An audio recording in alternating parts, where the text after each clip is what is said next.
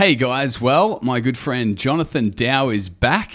My Dr. Johnathan Dao, the Chinese herbalist, knower of many things, therapies and otherwise. It's nice to see you, John. How you doing, man? Good, mate. It's good to see you again. Well, good. I'm glad to hear that. It's been a while since we spoke. I know you've been busy. You've been doing all sorts of cool projects, fun stuff. What sort of things have you been up to in the interim? Other than working in the clinic and teaching at Eden, and been making a feature-length documentary film, all about the. We can't really tell you just yet, but it's about the science of releasing trauma, using the methods of the body, and how animals heal trauma and how they release trauma through the body. Yeah, so post-traumatic stress and things like that. So it's quite amazing. So animals, you're saying, actually have their own way of releasing trauma. That's unusual. I've never heard this. Yeah, so in the wild, it's very rare animals to get PTSD. They basically almost don't. So, but when you domesticate animals, they start getting it. Okay. So domesticated animals are subject to post-traumatic stress, but wild animals aren't, because they still use a traditional method, which is given to us by evolution, by Mother Nature, and that's a very important medicine, which is they call it the shaking medicine. Okay. And it's the oldest medicine on earth. It's the first medicine used by our ancestors and all indigenous cultures. We use it in the Chinese Qigong therapy, and they use it through Africa and the Australian indigenous people. Their dances are shaking dances, and also they have the involuntary movements that they use, because when your body gets very stressed, you're having a very rough day, or someone calls you and says something nasty, your body will start to shake. It's not because you're losing the plot, but actually your body's it's gone into fight and flight, which is the stress response that causes our body to, we usually, ancient times, used it from fleeing from a tiger or whatever, but our body goes into fight and flight, and then it has to come out of that, which is the other name for fight and flight, and the medical term is called sympathetic dominance. And our bodies aren't designed to be in that much, you see, and only in emergency purposes. But today, with the modern lifestyle, people are in it all day long. No kidding. Just trying to get a park at Coles, mate, that'll send you in a fight and flight. It's crazy, just trying to get the kids to school on time, trying to answer those 20 emails before you go home, or do this or do that. Our bodies are what they call overly sympathetic dominant today. Okay. And when your body's in sympathetic dominance, it can't heal. So your body heals in parasympathetic dominance. So they're the two parts of your autonomic nervous system. Parasympathetic, the old name for that is the rest and restore, healing mode, and your sympathetic fight and flight freeze. So in nature, our body, when they go into fight and flight, they naturally go into this shaking. You'll see your dog doing it when it gets highly stressed. There's a thunderstorm. Obviously, dogs don't understand about thunder, and they don't know it's nothing to worry about, unless it hits you. But we sort of keep watching the movie and enjoy the lightning and the thunder, and they're sitting in the corner shaking. Yeah, dogs do that. But they'll also shake when they get highly stressed and emotional. And humans do too. But we, in modern society, we think shaking is a sign of weakness. It's a sign that you're losing the plot, But actually, it's a sign of resilience. It's a sign of healing, and it's an antivirus for your nervous system. And if you don't shake, you're in big trouble, little China. So the Chinese have a saying, if you shake a lot when you're young, then it's very good. And if you don't shake a lot, then you'll end up shaking, too much when you get old, and you won't stop. So it's also about regulating your nervous system. So your body needs to be, because it develops charges throughout the day, it gets charged with strong emotion and stress. Okay, yeah, that's and then true. It's got to be discharged. And the way it discharges is through this scientific phenomenon that our ancestors called shaking medicine, but today it's been called all sorts of things, like a neurogenic tremoring, therapeutic neurogenic tremoring, or these different sorts of terms. Most people will experience it. The only time they'll allow their body to shake is, when you're in the hypnagogic state. That's the state when you're half in awake, half asleep. When you're drifting off. That's me all the time. Yeah, and so you can't go to sleep unless you let go, right? Yeah, you've got to let go eventually and go, oh, well, the day's, it's been a big day, I'm just going to forget about it and I'll think about it tomorrow. And you're sort of half in, half out. That's the hypnagogic state. It's called the hypnagogic tremor or the hypnagogic heat. And when you let go, your body, sometimes it'll wake you back up again. Yeah. And you think, oh, what's that? Your body's trying to discharge. It's trying to shift itself out of sympathetic so it can actually have a decent sleep. I've had that happen. It happens to everyone. Yeah, I've had that happen before, but I feel like it happens when I'm sort of imagining something. I don't know, I'm picturing something, and then maybe I'm falling, and then suddenly I wake myself up. Yep. Is that's similar. I mean, often you are falling. You're falling into sleep, but so it's a very important phenomenon that is not being addressed, because if your body gets highly charged and is not discharged naturally through this organic phenomenon, then your body constantly has a sympathetic dominance. Yeah. Which the other name for that is called anxiety. Yeah. Yeah. Ever heard of that? It's everywhere. I've heard of it. It's everywhere. I get a little anxious from time to time. It's everywhere, and it's a chronic epidemic. And is it? Oh, it's epidemic, and anxiety leads to all this thing, and that's what PTSD is. PTSD is an anxiety disorder. It's where you've experienced a shocking event. Mm-hmm. Could have been something you saw, could have been something that someone did to you. Mm-hmm. It can actually come through just verbal psychological abuse too. Sure. And you can have complex post-traumatic stress from a series of events that happened, the loss of your mother, a partner, your loss of your house, a whole lot of series of things that can happen in a period of 6 months. Mm-hmm. And your body experiences these chronic states of stress, but it gets stuck in that state and it doesn't come out. Really? It gets stuck in sympathetic dominance. How does... So it's like running from a tiger. Yeah. Imagine what that would be right now. There's a tiger going for you. Uh-huh. Yeah, imagine how you'd be feeling, I'd want to run away. Yeah, and imagine being that 24 hours a day. Are there people that are actually feeling this 24 hours? Surely not. Yes, absolutely. Surely That's not. why, with most cases of severe post-traumatic stress, there's about a 60%, I think 60 to 80% suicide rate. Is that right? Because you can't live like that, man. It's not a nice way to live your life. And so, you can that's why they try and medicate it down. Yeah. Which doesn't get rid of the sympathetic dominance. So in nature, you see the gazelle, it just got away from the tiger, but maybe it got its bum bitten. Yeah. You see it, and it kicks its tiger in the head, and it gets over the stream, and sometimes they get away. Uh-huh. Tiger's like, oh, another one will come along in 10 minutes, it's fine, Yeah. But it'll go over there, and it'll, before it connects to the pack, back with the pack, it'll do this whole tremor show. The gazelle. For like half an hour, maybe longer, an hour. And because it's gone into, fight, flight and shock. And you cannot survive in the wild in shock. You can't feed, because when you're in sympathetic dominance, your digestive system doesn't work properly. You can't operate in the wild. Whereas in modern society, we can care for some people. We can care. So we can operate. But that's why, with a lot of domesticated pets, what happens in the wild, they don't have an ego, because they're in pack animals. Yeah. There's not a strong ego, and the persona hasn't developed. Persona is the personality, which is coming from the Latin word meaning mask. We all have one. Okay. And it's something just developed from childhood and from our uncles and aunties and parents and stuff. It's not but when you domesticate animals, they become just as neurotic as we are. So they develop these strong personalities, and they get traumatized. And so when they experience traumatic, they get the PTSD. And often they hang around with humans too much, so they don't have this strong instinct. So you're saying that a cavoodle living in a family can have PTSD? Mm. No kidding. Yeah, a lot of zoo animals have it too. Okay.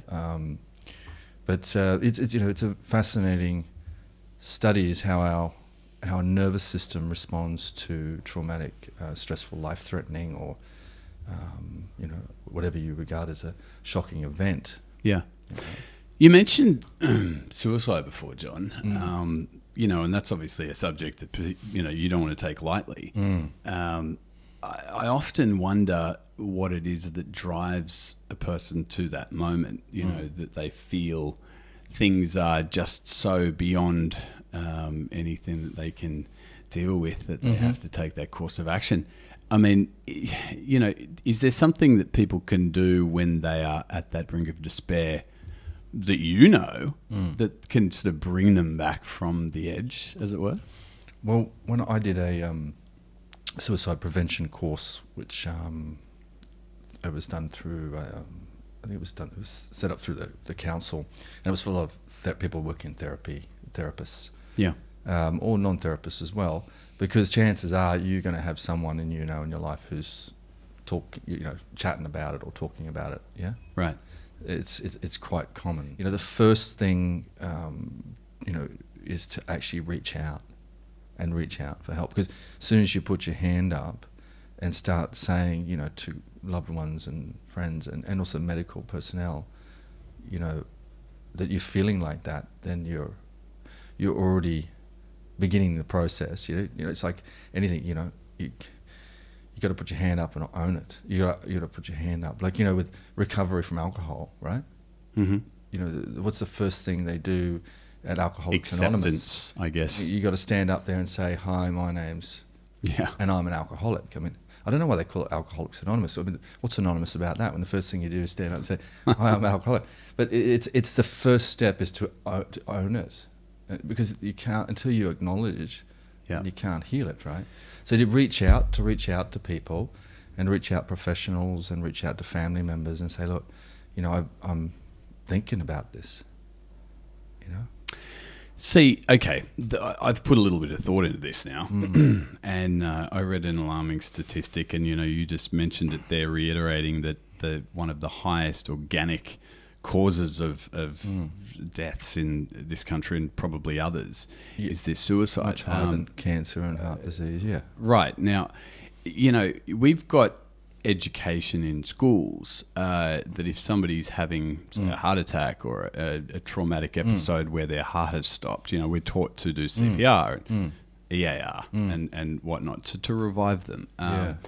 And so, I mean, is there really much difference between when somebody's having, physical trauma like that, or having an emotional or psychological trauma to the point where it could cost them their lives? I mean, I feel like there should be some response that's widely known by everyone, like, CPR would be. That if you... A protocol. A protocol where... if dealing with a friend or a family member who just suddenly knocks at your door at 12 o'clock at night and says, "I want to kill myself." You should know the steps to take. Right. Just like when we do our first aid, you stay relaxed because okay, compression, elevation, call, make a call for paramedics. But while you're doing that, you follow a protocol, and you don't panic because you're doing the best you can, because that's scientifically proven to be the best protocol. Is there any steps to making this happen? Because that feels like that'd be a really good way to at least let everybody in on it and go, all right, well, if you see this happen, this is what you got to do. I know that there was that initiative that was done privately,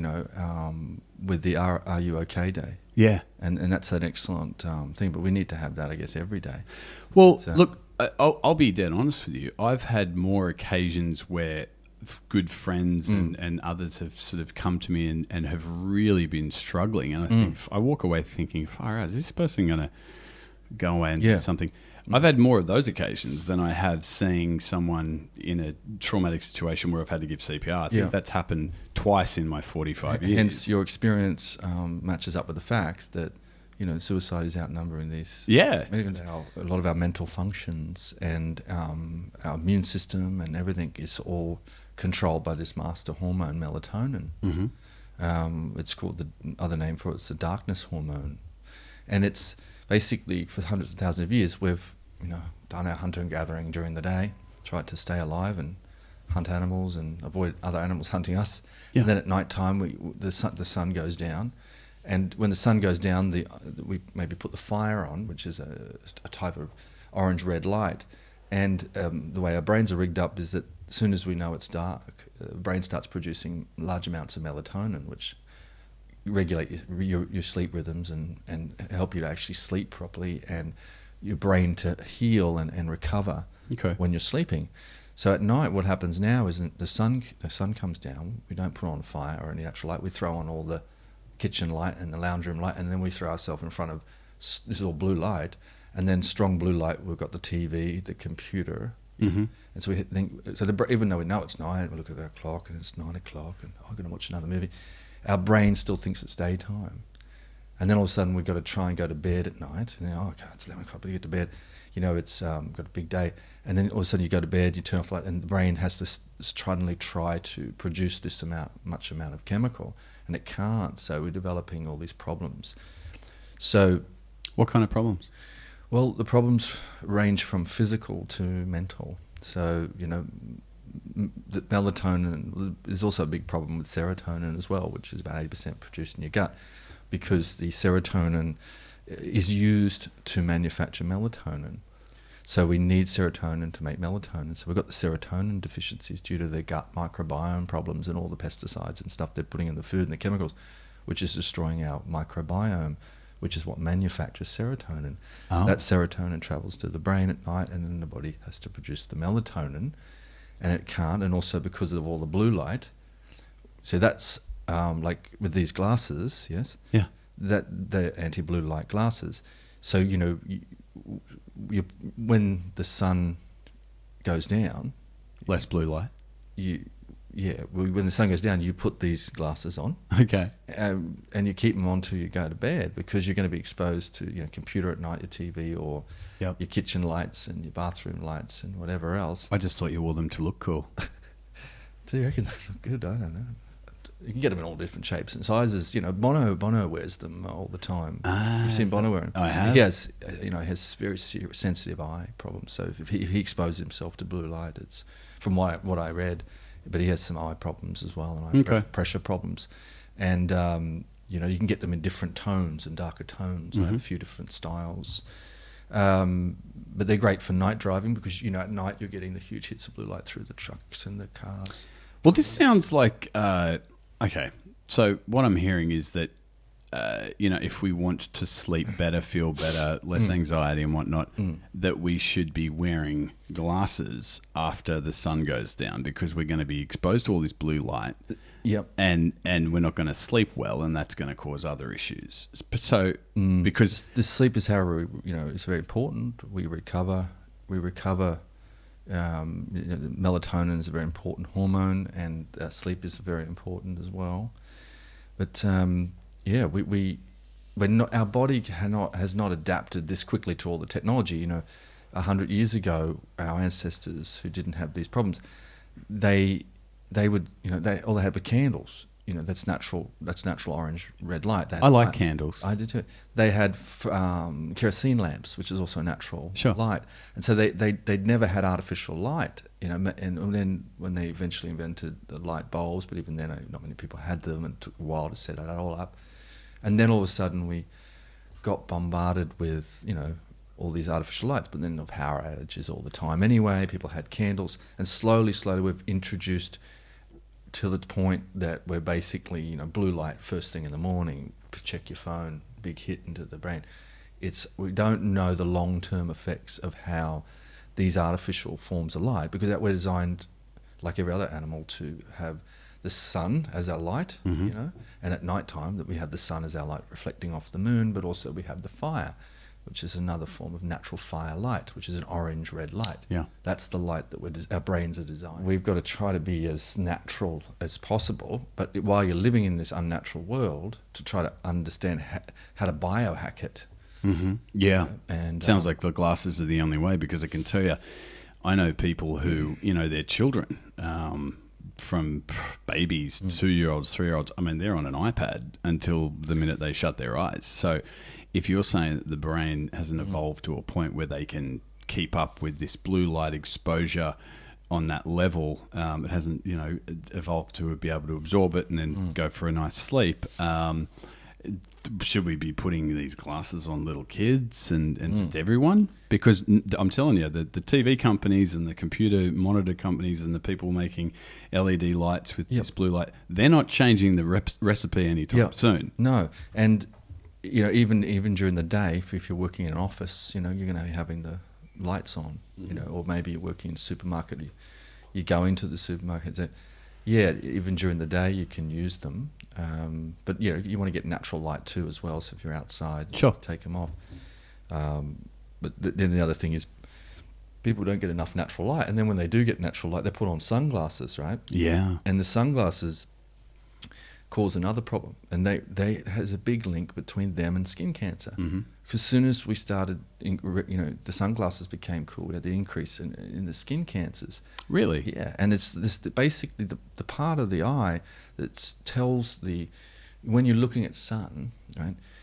It tells that it's very bright, so your body starts producing melanin. Mm-hmm. This is not melatonin, melanin, which is the pigment.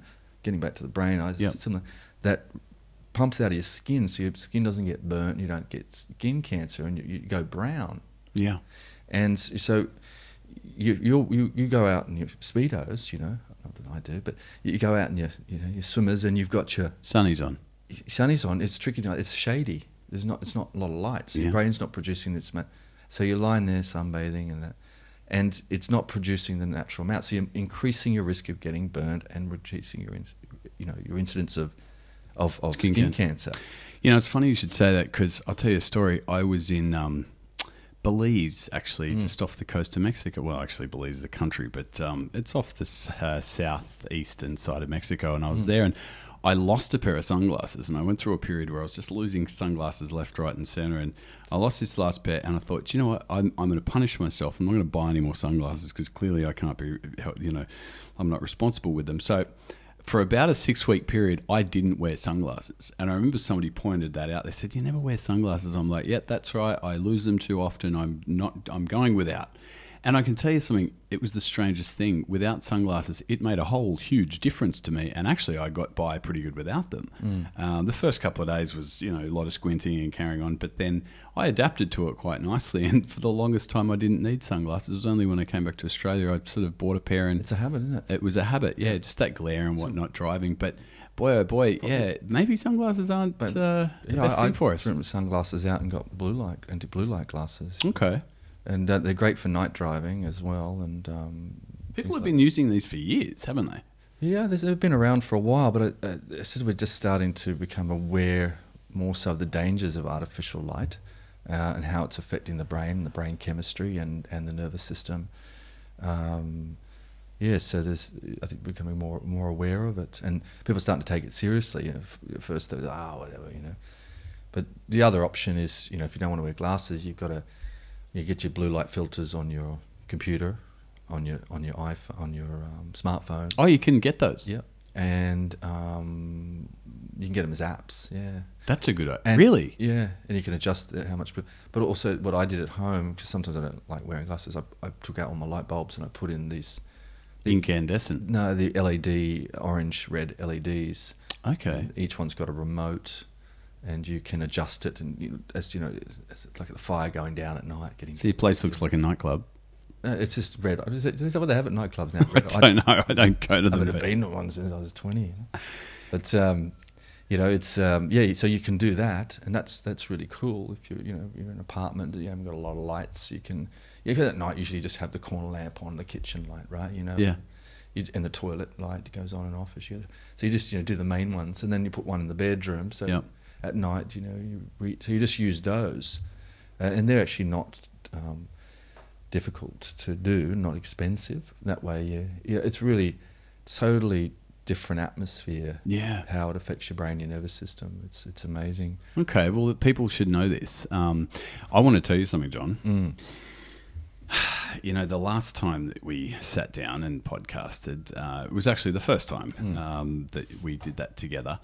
Well, the media got a hold of that. I'm not sure if I told you this, but they scoffed at the fact that I had somebody in here that was talking about Chinese medicine, and I'm convinced that they don't realise the benefits of it.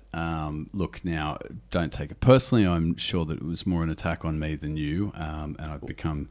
What did they say? They don't... Who doesn't recognize...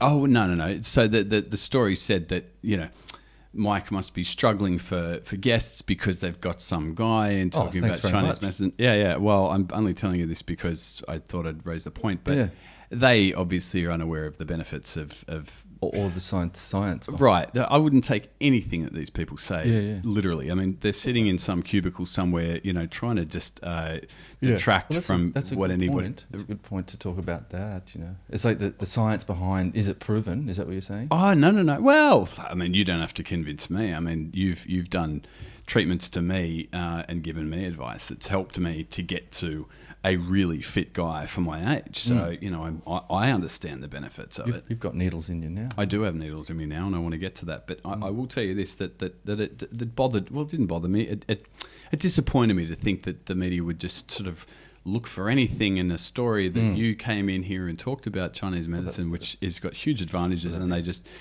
scoffed at the fact and dismissed any relevance, to this conversation. Can you imagine? That's a miserable cheeky thoughts. buggers. I mean, you think we're giving free information to the public. Well, we are. You think that people will be happy? I mean, they can Google any of this stuff. Well, they could do. And just look up, these things that we're talking about.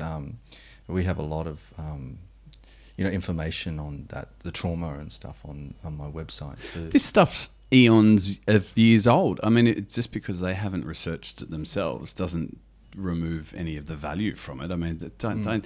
I just thought I'd mention that to you. I don't want to let it get you down. We can learn from our past. It did get me down. I do want to bring your attention to the fact that you had actually just put some needles in me. And let me tell you something about my understanding of acupuncture. It's a very rudimentary understanding. I don't know anything about acupuncture. Now, I know that you've put some needles in me, and these needles are going to stay there for several days. Am I right? Yeah, a few days. Yeah. Yeah. So they're intradermal needles. They've got in your shoulders. Yep. Okay. So you've put about 20 in. They're all up my arm, along my shoulder, because I had sort of a bit of what was the rotator cuff issue, bit of inflammation. It feels better already, by the way, and a bit of tendonitis in my elbows, both of them. And I've been training for this thing, and I wanted got a bit of inflammation. Yeah, inflammation from stress, from the impact stress. How does a needle staying in someone's arm or shoulder, and it's got to only be probably 5 mil, maybe 5-6 mil long? This thing, no, it's only a couple of mils. Couple of mil. How does that staying in my body affect very good question. The way it does? Well, the reason why, in Australia, for example, even your GP is probably now doing acupuncture. It's becoming quite popular is because it's been proven. Okay. And a lot of GPs are doing it as well now. It's the science of how it works. We're not entirely sure. It's like, when paracetamol was invented, extracted from the willow bark tree. Okay. It was paracetamol, aspirin, I think it was. I can't remember. But it worked for decades, and they didn't know how it worked. They just knew it got rid of headaches, and then I think they found out exactly. But from what I understand, so acupuncture works on the nervous system two ways. Works on the nervous system, so your central nervous system controls everything, and so your central nervous system, your autonomic nervous system, that's getting back to the parasympathetic and the sympathetic. So it's stimulating nerves which have gone into sympathetic stress. Either you've been hit there, in your case, or you've banged it, or you've had a traumatic physical injury, or that nerve has become sympathetically stressed because you're. I think on that last one. Oh, okay. But you also been boxing. So. Well, there's that. Yeah, that's true. But I think over the years I've developed it from emotional stress or physical car accident, netball, basketball accidents, and surfing accidents, whatever. But that traumatizes the body, and it gets an impact, and it goes into stress. And stress, that sympathetic stress, causes inflammation because it releases cortisol and adrenaline, and the body gets inflamed. And then when the nerves get inflamed, then you get pain. So what we know with acupuncture, it's very good for getting rid of inflammation. Of course, you've got to look at your diet and things like that, and your emotional stress causes, but it can really, really good for helping get rid of inflammation. And so by stimulating local areas that are inflamed, it calms it down. Inflammation goes down, and then the body can heal, because it can't heal in those high states of inflammation. Inflammation immediately happens, and it's good for protecting the body for a short time. Then that inflammation is supposed to go back down, so the body can start healing. It's fascinating to me because you would think the brain knows that it's got a bit of inflammation and that it would reduce that naturally. Yes. Why is it taking us to put needles in it for the brain to go, oh, okay, actually that inflammation should probably go down now? It's not so much the brain, but your central nervous system, brain and spinal cord, and because it gets stuck in sympathetic dominance. So it has to be reset. So it's like the brain's very clever, but it's prone to getting freezing. It's prone to fight and flight. You know when you open up too many windows on your computer, yep, and it just freezes, and then you've got to do the Control Alt Delete reset, whatever, defrag, and it's like that's kind of what a lot of this stuff does. Like with the shaking medicine, with the thing, the acupuncture, and with the meditation, with things like qigong and yoga, and they're sending the body into more of a parasympathetic state because it has to go there to heal. You can't heal in sympathetic because you're not designed to. The thing that, okay, if you went into a hospital, they're not talking about this stuff. The first time I'd heard of a parasympathetic state is, chatting with you. I think that, you were talking about how when people are in this state, I mean, what is the symptom? Is this just people's behavior? I mean, do they get angrier or are they getting more, I don't know, they're getting depressed? How does it play out in their behavior, these states that people are in? Well, it can affect different people differently, and some people more on a physical level, some people more on a mental, and some both. So stress. I think today they're saying that even Western medicine acknowledging that 80% of visits to the GP are related to emotional stress. Is that right? So even they're pretty conservative. So. Emotional stress causing a large percentage of our illnesses, and maybe the other 20% is obviously related to the crap food that we're eating and environmental toxins, and then a small, tiny percentage related to genetic factors. Yeah. And those genetic factors are often being triggered through the triggering of those weak genes because of those other factors. Mm-hmm. Switching on epigenetics and switching on those weak genetic diabetic cancer markers, that we can get through our genes, but we can switch them on or switch them off depending on, our diet and lifestyle. And there's a lot of study being done on that. So, we need to realise how much the modern world is actually impacting. And all right, well, this is the thing. Okay, you're talking about the modern world, and right or wrong, we all live in the modern world, so we've got to deal with it. How do you? Okay, so apart from wearing, blue light, so many things we can limiting do. Sunglasses and changing our diet. Is meditation, that it? Doing these sorts of, working with understanding how our body collects trauma and regulating more often. The other one is that. There's been a lot of studies that the brain starts to malfunction when we're not getting enough nature. So as you know, we came out of the bush a few thousand years ago. Mm-hmm. We're designed to be in trees and by the rivers and the streams, and there's different chemicals that are released on our bodies from our brains when we're in that nature. But now we're living in concrete jungles, and we can actually get a nature deficiency, and this is a lot of children today are when we were kids, even though we grew up in the city, we just lived in the park, in the park, riding your BMX bikes, you went outside all the time, so you're around. Whereas kids today, they're a lot of them are inside with the iPad, so they're actually diagnosing them with this nature deficiency disease. No kidding. Which is causing the mental problems. Because, it takes sitting here chatting about it with you to make me realise this. I don't have any children at this point, but I would think it's pretty obvious that you would want your children going out and riding bikes and doing the things that probably you and I did as kids, playing in the bush and by the creek, and we weren't exposed to that kind of constant stimulation. Well, I suppose it was stimulation of a type, but it seemed to be more natural than sitting in front of an iPad for hours on end. So what the brain is just not evolved, just not gotten to a point where it can deal with this stuff. Where does that leave us in the future? Unless somebody's just going to put it out there that, hey, everyone, you should be doing this, this, and this.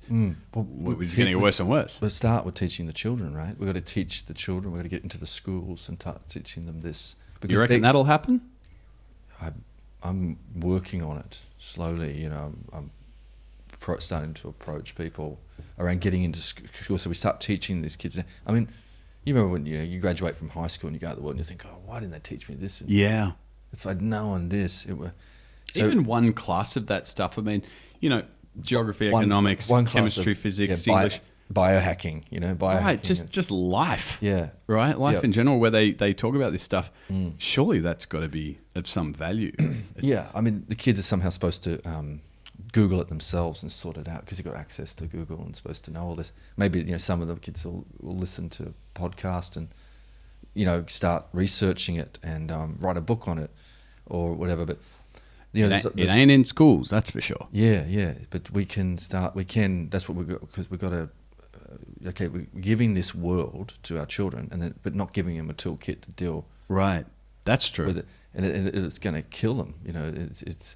It's going to cause havoc, because unless we have some mental health, and it's getting worse. Mental health is getting worse, not better. Right, I would agree with that. And and we need to look at why. What is and how the world, the food, the lights, everything is affecting our health. Yeah. Physical, mental. But jeez, lots to talk about on this one, buddy. Well, that gives us something to pick up on next time.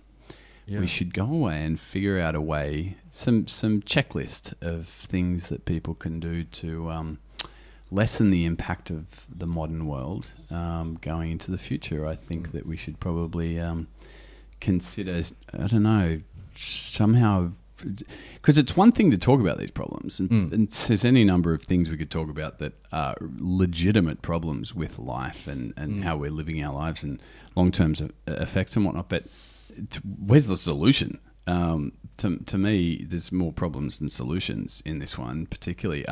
I would have imagined that the human brain, appreciated actually all these extra stimuli that we're giving it, and that, I honestly, I think I sleep pretty well. I've got a pretty positive attitude. I know a lot of people don't, and then they're pretty well affected by how those are around them, and maybe this modern world doesn't suit everyone. Attitude's got a big one. If you grew up with those sorts of trainings as a child, to have those attitudes where you just water off a duck's back, get up and don't take it personally. Not everyone can do that. No, and also when you start to get highly stressed, you start to take things personally, right? Sure, because absolutely. You can lose your sense of humour. And the old saying is, when you lose your sense of humour, you've lost everything, right? I agree with that. So that's why there's the whole PC culture today, yeah? It's gone mad. It's gone insane. You think so? Well, it's just like people expressing themselves and people going, hashtag I'm offended. Everyone's offended, In the old days, we had a saying in school, it was sticks and stones and break my bones. Yeah. People... Now everything harms you. Yeah, and it's just like, I don't agree with you. I think, this and that, or, I'm for against this type of thing, or this and that. Yeah. And just people having their opinions. Yeah. And just being strong about it, and everyone respecting it, but not getting offence when you don't disagree with someone. And it's getting out of hand, in my opinion. And I think we all start to have a laugh at each other. Yeah. And realise there's different opinions, and there always will be. And now there's more and more and more, because in society now we're becoming free to express our opinions. In the old days... You think we are? Well, maybe in some ways we're not. But I think there was a time... We're definitely not. There was a time when, certain times in history where, religion or whatever was so strict. If you tried to express yourself, you'd get hung. Well, that's true. Yeah, that's true. There was that time as well. Yeah.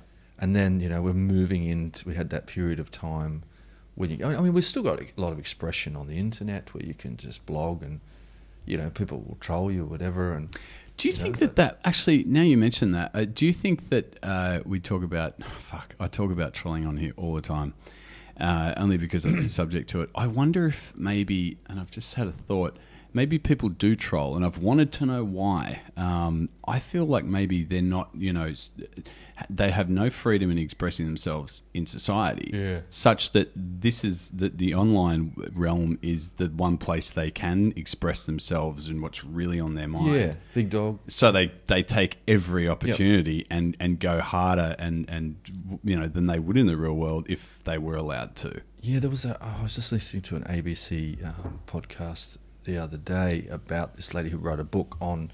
She actually goes and follows up and meets these, world famous trolls in person.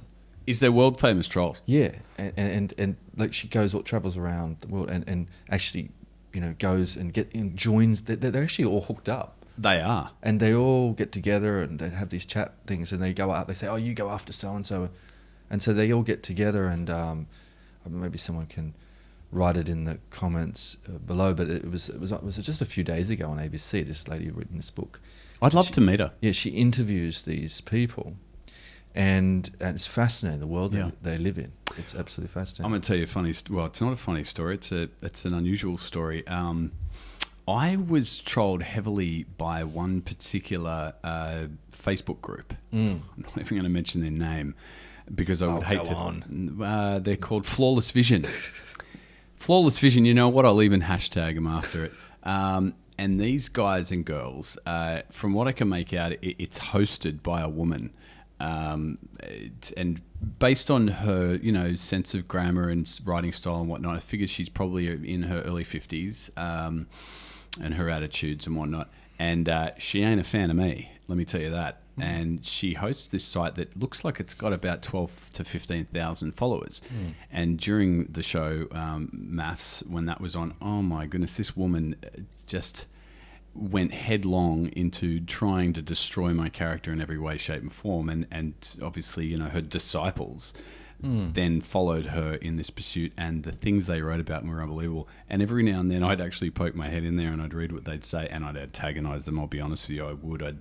I'd just kind of stir them up a bit, wondering and saying, how's it all going in here? And they would just tear strips off me. But the personal attacks, and I was able to sort of remove myself emotionally from it. But even then I was shocked by what I read, thinking, is there actually people that create sites where others can come and they form groups and they exchange ideas and they have create memes and I think also people encourage each other. People take that show too seriously. Oh, there's no question. It's they're revving. A lot of the times on that show, you're revving each other up and and can we talk about that stuff? Sure, we can. Why not? Like they film it in a way and catch the bits and also say stuff behind camera. Yeah. That brings out the worst in everyone, and we've all got those sides, and they really work hard to create drama, right? And that's what they want. That's what sells, right? And so if you put a camera in anyone's family and stirred them all up and went into one room and said, "Oh, so and so said something about so and so," and then filmed everything. Even without doing that, if you put camera, you see families having fights all the time, right. Kids throwing stuff at each other, and the dad yelling at the kids and mum doing this. It's normal. It's normal drama. But when there's cameras rolling and there's people stirring everyone up, you're gonna see people slagging each other off, and that is normal. And it's people taking it too seriously. And I think, well, they're taking it too seriously, but they're also I don't think they're entirely aware that maybe what they're seeing is not the whole story, and certainly it follows loosely the story of what's happening, but as well, like, you got to understand, and like you mentioned, I mean, this is normal behavior. People are so shocked by things that, say, I said or some other people said in their behavior. I mean, no one on that show was reinventing the wheel. I mean, that stuff's been happening since, we were living in caves, that people are disagreeing. That's right. They're in conflict, and there's a bit of, talking and gossiping behind the scenes, or people come out and say something that seems really provocative. But they say provocative things every time. It's daily life. It is daily life. But as long as, we're not stabbing each other, and I don't think there was any of that on the show, but well, maybe thought about it for a while, but It was definitely entertainment for people and good entertainment, and it must be very stressful for the people on that show, including yourself. Not really. I mean, You don't think so? well, not while it's been Has anyone on the show been, affected, afterwards, mentally and emotionally? Yeah, I don't doubt that. Yeah, I mean, look, It didn't come off. Maybe. I was the oldest guy on there, by the way. I don't know if you know that fun fact. By about 2 years, and so you would think I would be the one or one of the people on that higher age, the more group. mature, right? More mature. God, use that term loosely, but you would definitely think that I could sort of cop it. I'm pretty well adjusted. I'm thick-skinned and whatnot to a degree. And mate, watching it back, I was just like, oh my God, I was disappointed with the things I said. That's all right, but you remove a bit of the context and some of the preamble to those moments, buddy. You got no idea. And then I can understand why people feel the way they do, and that's fine. Now I knew what I was signing up to, but I will say this: I didn't do or say anything on that show that anyone else out there would have said in their day-to-day. Maybe not day-to-day, at least once a week you say or do something, and if a camera was on you and the whole country saw it, they'd be trolling you too. So don't forget that. Like nobody, he who is without sin may cast the first stone. So just don't forget that fact. And yet I think the thinking is that, well, these people went on this show and they are, just my emotional punching bag, and I'm going to write what I like about them and I'm going to rip them apart. That's the part I struggle with. It makes me just think, what the fuck is wrong with people? Like, really, do you really feel that way about me? And I'll tell you something, the things they would write, like say I said some throwaway line to somebody and they take real offense to it.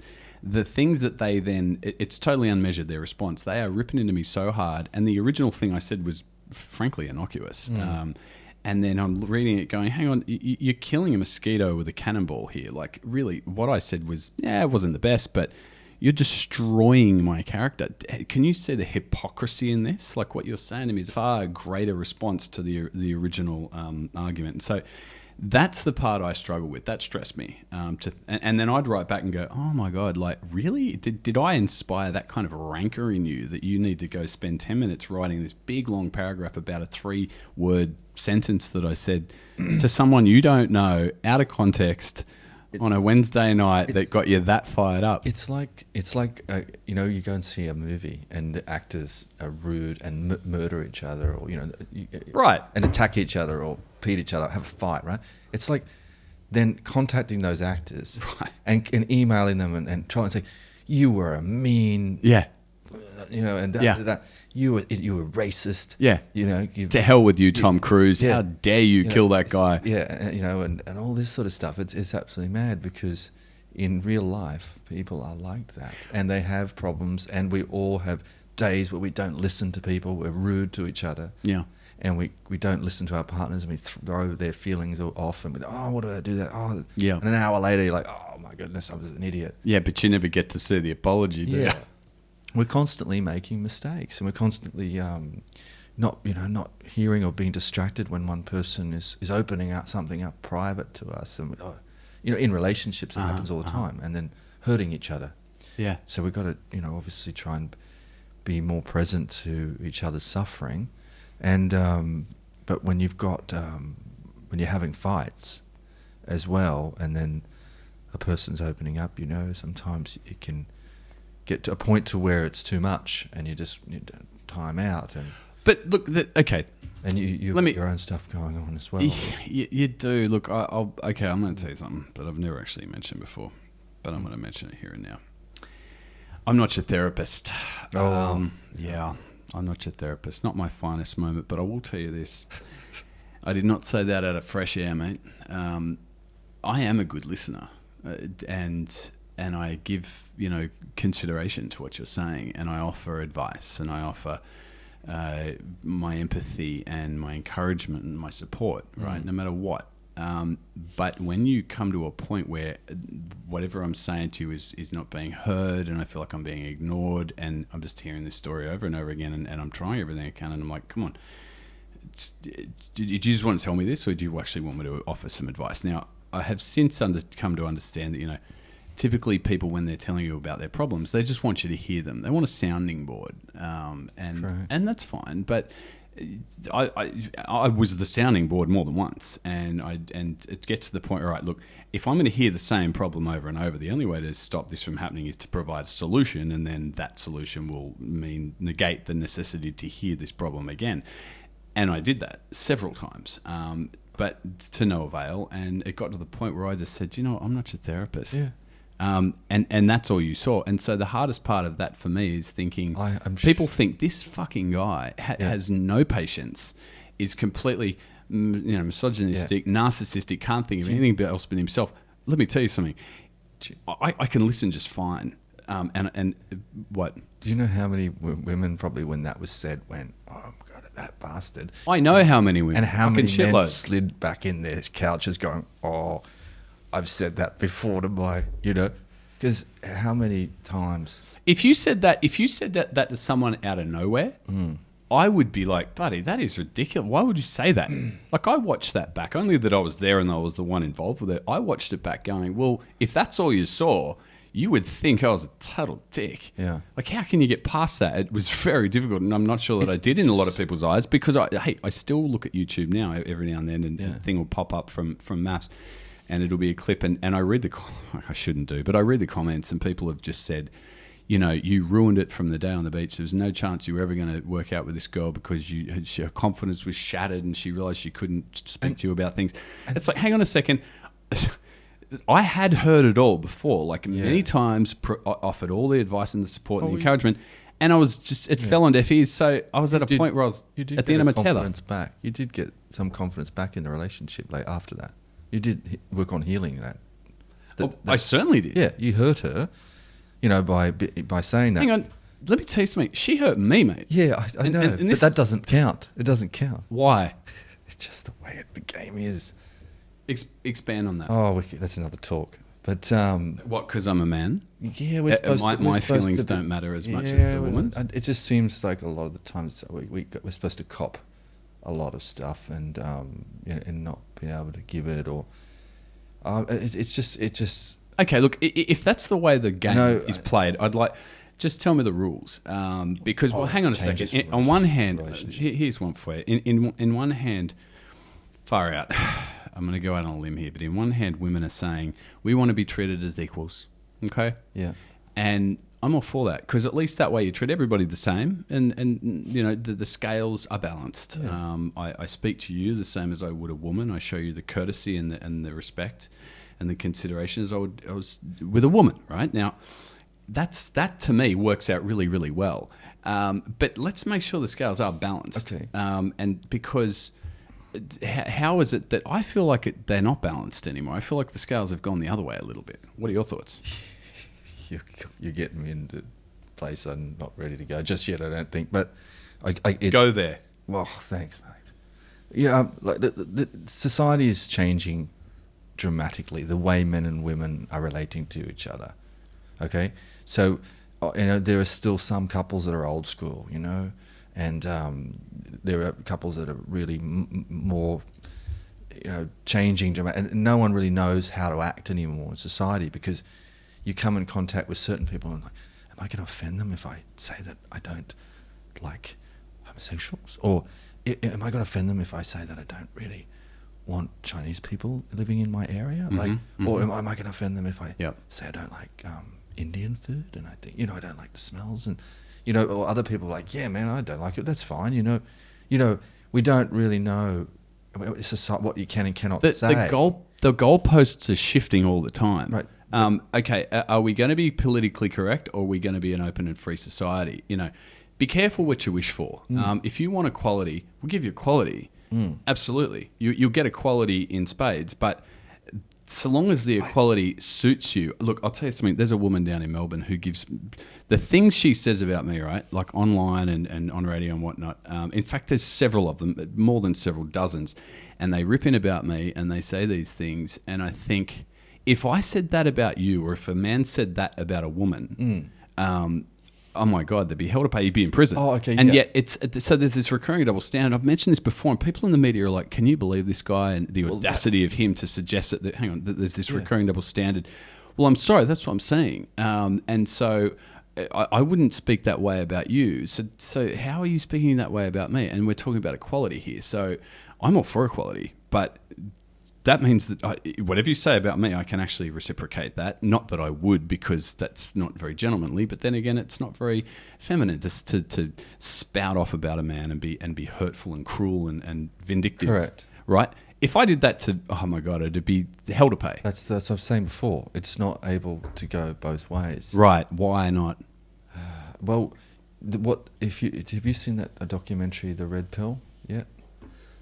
You've been sending that to me for months, and I haven't watched it. Right. Well, that's an interesting. I mean, they tried to ban all the Give me the synopsis. The feminists and stuff, and like some other groups, women's rights groups, tried to ban that, and I think they successfully did ban it in Australia, because when they were trying to show it at the cinemas, That's right. Yeah, they were lining up and I think there was one showing in Sydney at a small cinema, and they had to do one of those things where they go to a website where they can find out where it is, and then they change the name, okay. Just so they could show it. It's all very cloak and dagger. Yeah, so that people could see this thing. Because it was so, they didn't want it here because it was talking about these issues. So you got to watch that, and then we can talk more about that. And I don't doubt that I can imagine what the general idea of it is. About men's rights, right? Okay. And that we don't have, they're losing certain things. Now, women are like, oh, we haven't had rights. Yes, we need to fight for women's rights. We need to absolutely. But what's happened, also, we forgot to fight with men's rights, and this is why we say, for example, with the suicide, it's massive higher with men, because when men are struggling, they don't feel like there's anywhere that they can go. Like there's women's shelters, which is fantastic places where battered women can go. 10 out of 10, but there's no men's shelters. Agreed. Now, John, I want to speak to that point. Let me tell you something. Any guy that is battering a woman is a piece of shit. Simple as that. I'll tell you a story. I've never told this story, but I was in England a few years ago. I used to live there. I was there for 2 years. And I saw a guy that had kind of bailed a woman up out the front of a pub. He had her kind of in a corner, and I could see by his body language and what he was saying to her that he was really intimidating of this woman. And I was about to walk in, and I was going to meet some friends, and I just paused for a moment, and I listened in the conversation. He was telling her off. And the expression on her face, she was cowering, and she had this fearful look. Now, I sort of grabbed his shoulder and I pulled him aside, and I looked her in the eye and I said, "Is everything okay here?" And she sort of didn't even say anything. And the guy turned around and looked me up and down, and he said, basically he said, "What business is it of yours?" Now, I'm a nice guy, but in a situation like that, I will do just about whatever it takes to defend a woman. You don't raise a hand to a woman. You don't speak down to a woman. Raised correctly. Right, exactly. Now, that's who I am. And I hope people realise this about me. I hear it all the time. Some woman got assaulted on a train or something, and everybody stood idly by and watched, or just ignored it. And see video. I mean, you can go online and see any number of videos of some young woman getting harassed by a bunch of young guys, or situations like this. Let me tell you something. If I'm on that train or on that bus, those guys are ending up on their ass in the aisle. You do not treat a woman like that. Now, that's where I'm coming from. In that context, you do not physically overpower a woman. That's something that is sacred with men. I mean, we are physically, in most cases, more capable than women right now. Well, but emotionally, we are all on the same playing field. And so that's where it sticks in my craw. I think, okay, I'll never raise a hand to a woman. And in fact, I will defend a woman to the hilt if it comes to that, like I've just explained. But when it comes down to, a verbal exchange, as far as, your psychology and your emotions are concerned, I feel like we're on the same playing field, and that's how it should be. Well, we're all humans. I don't think we should differentiate because of what, our genitals. There are some biochemical differences in hormones, which causes men to grow their muscles slightly larger and taller and things like that. We're way stronger, and always have been, probably always will be, and we need to respect that. And you don't hurt women, and it's just that simple. You don't hurt women, but then again, we won't hurt you, right? And the good guys will always defend women and encourage other men not to hurt women. But women, you be kind to us emotionally. Yeah. and we'll just do the same, and everything's just fine, right? That's the end of it. Compassionate to each other, regardless of our, the colours of our skin and the genitals that we have. We're all humans trying to communicate and agreeing to disagree and things like that. Not taking it personally and not committing violence, Absolutely. And we can disagree on things and walk away and come back tomorrow and talk about it, whether, you're a couple or a friend or a stranger in the street. Yes. So, non-violence across all boards, learning to communicate differences non-violently. So I disagree with you 100%, Mike, on this, and I think you're being completely racist or this or that or whatever, or sexist or this, and let's talk about it tomorrow. I'm not being violent about it. That's how supposedly politicians are supposed to talk, right? Even they can get a bit under the thing. I've seen those. I believe the Indians call it ahimsa. Yes. Yeah, Gandhi practiced ahimsa himself, completely non-violent conflict. Now, okay, this is all right. Well, just to conclude on this, and because I haven't spoken about this before, and I guess it's something I've wanted to address, and now you're a sounding board for me on this thing, and I've wanted to get this out. I'd like it to be known that I have the utmost respect for everybody. I treat everybody the same. I've had a few people come in here and have conversations with me now, not all of which I've put online, but plenty of people, and I love having a chat and listening to different people's perspectives on the world and whatnot. But I do want it to be known that I do have respect for everyone, and I treat everybody on an individual basis. But I will say this, for those people that are critical of men in general, to such an extent that they will spew this horrible diatribe online or in other forms of media about, I'm not coming down there and punching you in the face. No. Because I wouldn't do that. I could, but I don't do it because that's that's the wrong thing to do. So the wrong thing to do for you is to attack me in some way that I can't defend myself against that. Well, I can, but then I come off looking like a male bully against a female, and that's fucked. Yes, it is, and they don't know who you are. And for example, I shared a house with you for over a year. We lived together. People don't know really what they are until they actually often get to live with them, and so you can come across on any show, seeming like an asshole or this or whatever. But, for example, the thing on the beach when you said that, maybe you were out of line there and you should have said, hey, babe, it's really hot. I did. I've had champagne. I'm getting dizzy. Is it okay if we talk about this? She was telling about her problems and all that. Said all that. I did all that. Yeah, I know you did because I know this. But, I just need to lie down because I think I'm going to pass out and I'm really hot and I just can't hear it again one more time right at this moment because she, it's pretty heavy stuff what she was, the terrible things absolutely that she had experienced, and it's like, and maybe the wrong words came out. I don't know, but all it needs is, hey, Mike, maybe you need to be a bit more careful with your words. Not you're an asshole. You're a you know what I mean. You're a terrible person. You're just like everybody else who stuffs up sometimes, and the words come out incorrectly. Yeah. When you're feeling flustered and you're feeling not too good and someone's wants an ear and you basically stuff up as a therapist, basically.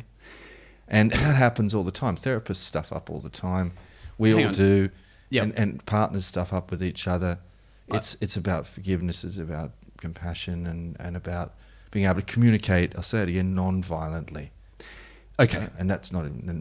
I didn't stuff up as a therapist. I will tell you this. Look, I have to be honest about this. I really do. Look, I would love to, nothing more than just to take ownership of that moment and say, it was just a sweepingly terrible decision I made to say those words. It's all I had, and it's the least of what I had, I can tell you. I wanted to say all that and more. It was unbelievable what I was going through in that moment. And believe me, for both of you, yeah. Well, right. Right. I agree. A lot with of that stress too. on both sides. Absolutely. Especially You know what I with should have with done the in show- retrospect? with the show and what they had. Well, it was only early days. I mean, we're in paradise where, it's like, there's fruit platters and there's champagne and there's a beautiful boat and the sun's out. It was a stunning day with this great girl, and I was really feeling it for no it. excuses then. Really? No excuses. Absolutely. Right. But then it's coming at me like this, and I'm just thinking, far out, like, what more have I got to do here? And I just got frustrated in that moment. What I should have done in retrospect is this. I should have just laid down and just said, I'm having a sleep or something, or got up and walked away. I mean, that might not have looked very good, but I just should have said, look, I'm getting really tired. I should have just gone to sleep. Getting a migraine. That would have, I'm getting a migraine. Anything would have been better than that. But in the moment, I was just like, oh my God, I'm so fed up with this. This is unbelievable. To my mind, I'll be honest with you, to my mind, it was over. I'm just like, I can't deal with this. I don't want to be here doing this right now. And actually, if this is going to continue like this, I don't want any part of this. That was the relationship? Yeah. That was my you thinking. You wanted to maybe end it then? I did. I was just like, look, you don't listen to me. You are not listening to me. I've given you my A-grade advice and heard this over and over and everything. But where's the end to this? So, and I've never spoken about this before. Well, I've touched on it, but what sucks though is that the full detail of the situation is really, it's out there somewhere, but it's certainly not in the public eye. And I just am left here holding the bag and having to take ownership of just the bits they saw. And that's really hard because I know the full truth of it. And it's like, fucking hell, I can see what you're thinking about me because that's all you saw. But if you knew the full truth, you'd probably be going, well, actually, I might have said the same thing or worse. And then so it's just so fucking layered, man. It's really a shame. So, getting back to breakups and relationships and this affecting everyone every day, and what we see on the show, people breaking up, people having stress, sure, and not getting along, having arguments, slagging each other off. People can relate to this. Yes, and that's why it's the #1 rated show. And I guess we can all learn from this show, that it's all about learning about not being, as the Buddha says, not so reactive. When someone says something offensive and someone, obviously she was offended because you said that, Mm-hmm. and loads of people watching were offended. But it's like, okay, obviously there's something going on for him. What's going on for Mike? You've explained what was going on that day. We need to investigate more of that before we slag him off as well. It's not like you slagged her off, but you just brushed someone off, and it's, we need to be so... But not as a first instinct. No. I tried everything else I know, prior to that, trust me. You've explained that. Yeah. But we just need to understand that the stress of getting along, that's the other thing that's causing a lot of stress, is we've got too many people in concentrated areas. So traditionally we're designed to live in villages, and in villages we only have a few handful of people. Well, you say we were designed to do that. I'm not sure that we're designed to do anything. We probably operate better in smaller groups, but the grand design our of brains society. evolved for that. Our brains are scientifically evolved for that. Our brains scientifically evolved for that. And so, you didn't have choices of swipe left, swipe right, swipe left. Hundreds of people. Oh, mate, I don't like this app, I'll go to another app. There were 3 people in the village that were possibly you could marry to. And often you didn't even get to choose. Your parents chose. Sucks if you wanted the other one. Yeah, but it's like you didn't have the choice. We're not, this whole swipe left, left, the whole thing, it's actually creating more stress.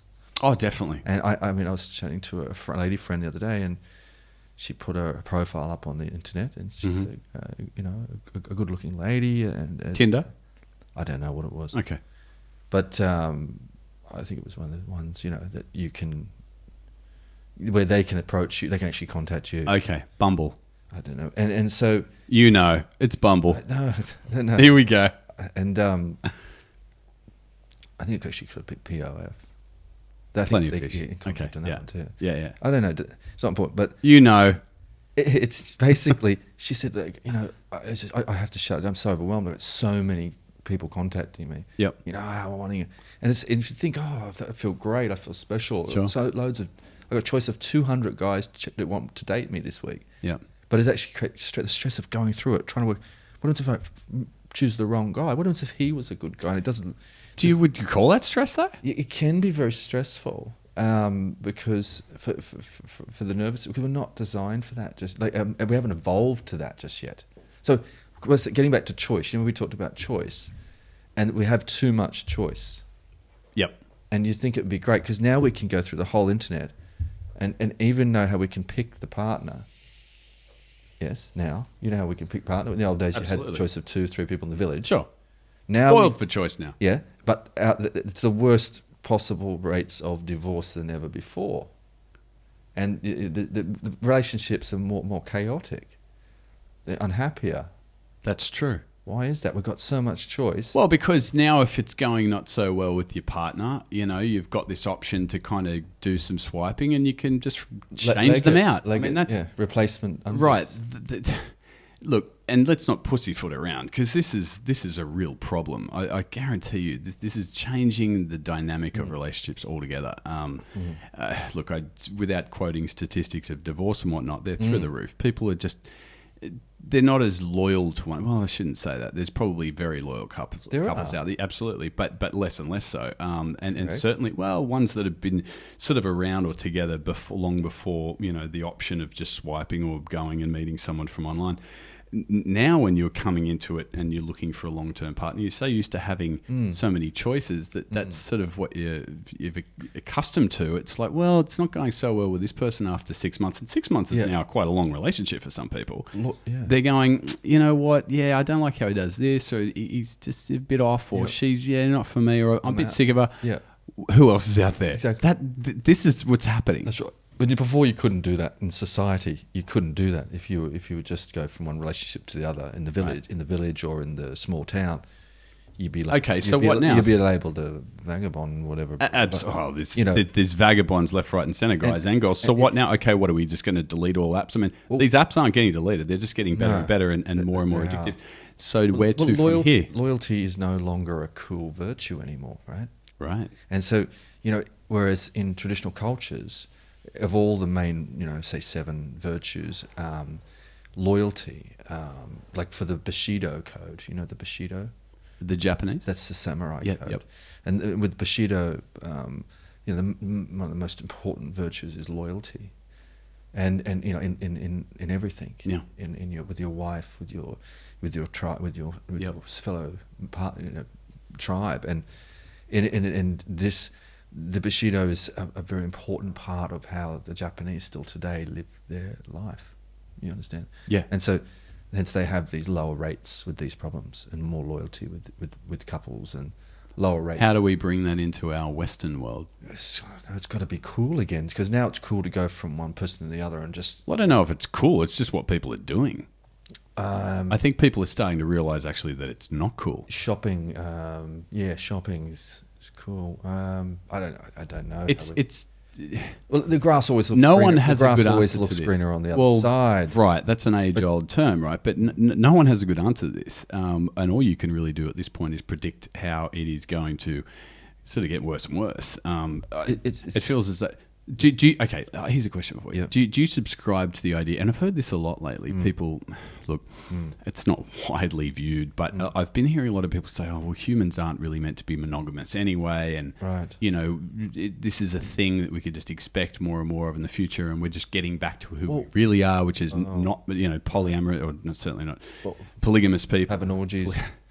Getting into it. There are a lot of animal species which are... monogamous. There are several species and that mate for life. That's right. There are certain birds, and wolves, and other sorts of animals, and the list goes on. And according to our ancestors and what they've in law, and I'm talking about law, not LAW, but LORE, that it is actually, we are designed for this type of relationship, to find a partner, and we were not designed for multiple, but I'm just telling you what our ancestors said, what it says in these traditions, and from the Native Americans to the Chinese to the Vedic Indian civilization, that this is healthy for the brain and healthy for the family. What is? Monogamy. Okay. Yeah. Okay. Now, if that being said, if you're not able to Pull it off. then you shouldn't have a family. At what point do you realize that you are not right for monogamy? My camera's gone. That's all right. We'll just go wide shot. At what point do you come to the realization that you are just not right for a monogamous relationship? Because I feel like a lot of people are out there. Yeah. They're not monogamous by nature, and so they are just going out and having a bunch of fun. Yeah. And then trying at some point to go, you know what, maybe I should settle down and be. Yeah, they try and force themselves. It's a really good question. Are we genetically monogamous? Or are we been programmed that? Are we designed to be? I think a lot of it has to do with our childhood and trauma from childhood. A lot of people experience a lot of trauma in childhood with parents, who were unfaithful and divorced, and they saw it growing up. Mm-hmm. That can traumatize subconsciously. Okay. And that can affect our adult relationships.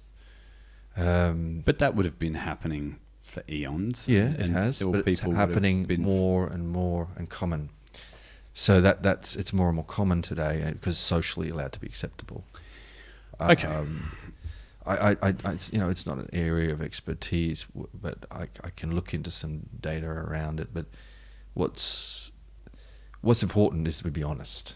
That's the key. Absolutely. Thing. Absolutely, man. Honesty, and that's the other Bushido. One of the, there's the loyalty, is honesty, it? Yeah, Okay. Humility. You look it up, but it's honesty is very important. And so if that's what's going on for you, then you need to be open that out.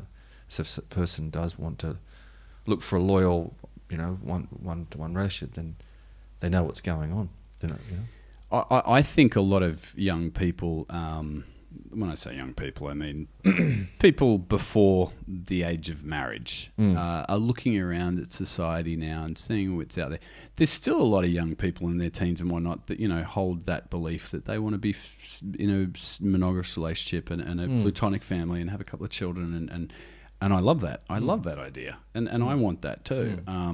But there's a lot of people who my age, older than me and younger, all ages, that just I feel like they're never going to settle down, and I don't think they probably won't. They won't, and I think that things like Tinder and Plenty of Fish and Bumble and whatnot, these online, I think it's just helping them to stay in that space because they can keep staying. It's a tool into the 70s, Well, you can. 80s. I mean, okay, you look at someone like look at Hugh Hefner. All right. This guy was lauded for being a Lothario. I mean, a modern Hugh Hefner, you could say, is someone like your Dan Bilzerian character, right? This guy's essentially created this huge online. I think he's got 50 million, huge number of followers, and the comments are just, go get it, Dan. You're having a ball, good on you, mate. But his thing is that he likes multiple. I don't know if he has. I think he has a girlfriend actually, but he's swanning around on boats and luxury hotels and in spas with scantily clad women. These beautiful young women that are just falling all over him. Now, in some way, he's a bit of a cult hero. I mean, my nephew follows him, and he's a young guy. I don't know. Is that your new champion? I mean, is this what you're looking up to? Who's actually kind of creating, something of a goal for these young people? I mean, or do we look up to a dad who's loyal to his wife and loyal to his children? Right. Well, I don't know. If we're looking, my dad's still with my mum. He's treated her like a queen his whole life. I want to do that. He's been loyal to his wife and loyal to his children. He's been there for the children when they need. That's right. And been loyal. So loyalty, So but we don't see loyalty. So we're saying loyalty is not cool anymore. You see, what we're seeing. That's is right. Cool it's not loyalty is not cool. We need to bring loyalty as being cool. I got a friend. This girl. I won't name her name, but I got this one friend. And in fact, I've got a couple of friends, guys and girls, and they come to me and they'll say, anyone's single? What's going on? You're one of them, actually. What's that? You've been single. You've been single. How long have you been single? I don't know, too long. You've been single a long time, and I know that you've been asking me about a relationship. Come on, Mike. And I've been giving you advice for as long as I've known you, actually, haven't I? You've been asking for my relationship advice. We've always given each other advice, I think, but you're pretty good at giving me advice, I think. You ask for it. Yeah, I'm always open to advice. I like your advice. Good. You do? Good. I'm glad to hear that. I'm not saying I agree with I'll it continue. all the time, but I love getting You advice. certainly ask because you for always it. give me another side to look at, and that's what it's about. You know, you're really insightful in so many areas. I think I'm going to check that out and see if that works for me. Okay, well, good. I mean, I wouldn't give you advice that I didn't think would work. That hasn't. If it hasn't worked for me, I'm not going to tell you to do it. Trust me. But I will tell you this, and we will conclude with this. And people do say this to me, and they say, you know anyone that's single, or I've been single for a while, and I mean, this is like a handsome guy or a pretty girl, and I'm thinking, what's going on? Like, why aren't you settling down? And you think, is that really what you want? Because a couple of the guys and girls I know, I mean, they're dating far out. It's no kidding. Probably 10 people a month. They're going on 10 dates a month. Wow. How are they happy? Well, they're single. I don't know. Does that mean they're happy? I don't know. I mean, they're no less happy than anyone else. But you got to wonder if a relationship is actually what you're looking for. If you're going on 10 dates, I mean, it's the excitement of the date and meeting someone. Maybe has to be. You can get addicted to that. It's just like people are addicted to the honeymoon phase. It's very addictive. Yeah. So that's first 6 months. Yeah. Sometimes it lasts longer and sometimes shorter, where you're just besotted with each other. Yeah. So soon as that limerence, they call that limerence. Is that the other name for it? So as soon as that's over, the whole they're just trying to work out a way to get out of the relationship, and then they get to another one, straight, and then they get the honeymoon. And as soon as that's over, trying to work out so just go from one relation to the other. What's that about? Addicted to the honeymoon phase. Well, the honeymoon phase is where all the oxytocin's going nuts and dopamine and all these other hormones that to do with that phase. Makes you feel good, and you get addicted to the dose, right? The dose acronym: dopamine, oxytocin. What's it called? Serotonin. Serotonin is it? And what's the other one? Doesn't matter. Something good. It's getting late, but brains, Brian. But the endorphins. I'm just getting started. The endorphins. Endorphins. Yeah. Okay. And it's like these hormones are so addictive, and they are released during that first when you first find someone, and for the sex and everything and the touch, and so they become addicted to that, and that is going from one to the other. I can see how that is. Yeah. It's very addictive. It's just being addicted to those hormones, and that's why they call them dose because it's actually a drug. It's a powerful drug, more powerful than any other drug, and so. Just like you get addicted to any other substance, chemical drugs and stuff, which are very addictive, or social drugs and legal drugs and illegal, you get addicted to that, and that seems to be what a lot of people are addicted to these days. And modern society, it's okay to do that, whereas 30, 40 years ago, it wasn't. No way, because there was no internet, and if you were, doing that. Yeah, you were cast out, or it was discouraged. Thought you were, it was heavily discouraged, and you'd have to leave town and do it somewhere else. You can move from town to town, do it because you just couldn't get respect. Well, let me tell you something, mate. Because loyalty was cool, and so. Okay, how do we bring back loyalty? Oh, I don't know. Maybe we need to get this. We need to go get the samurai. You get to talk to Tom Cruise. Take him around to some of the restaurants where these people are having 6 and 7 dates a week and throw down with them, you reckon? The benefits... Get loyal, buddy, or else. According to our ancestors, cultivating these virtues was good for the mental health and good for the spiritual health, right? Mm-hmm. Yeah.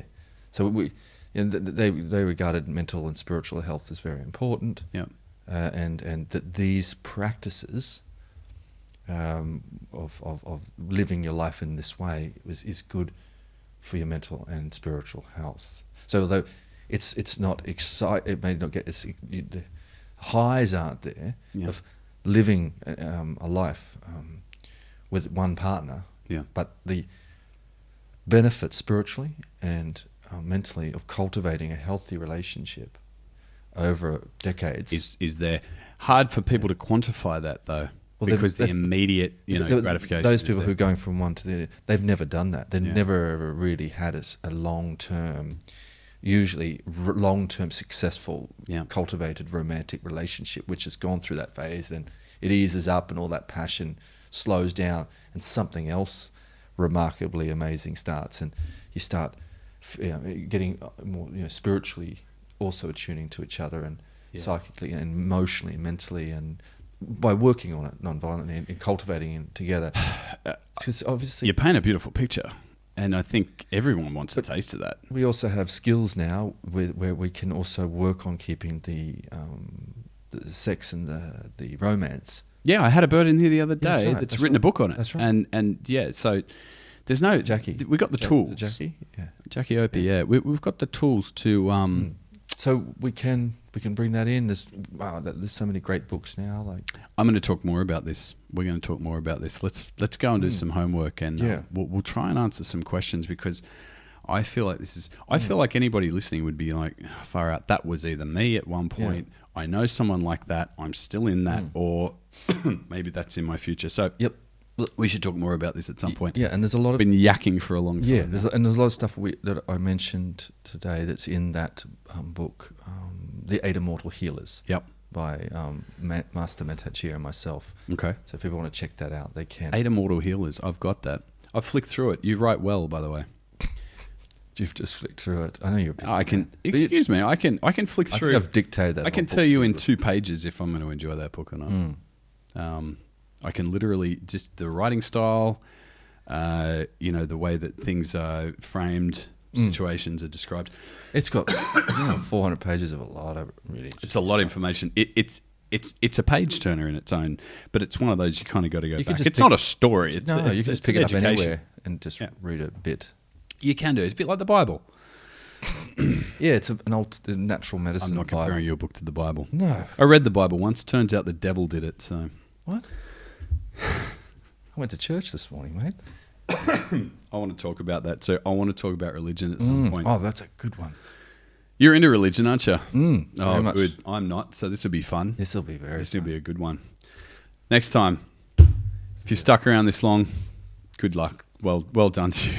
Good job. We love you. See you next time. We're going to talk about religion.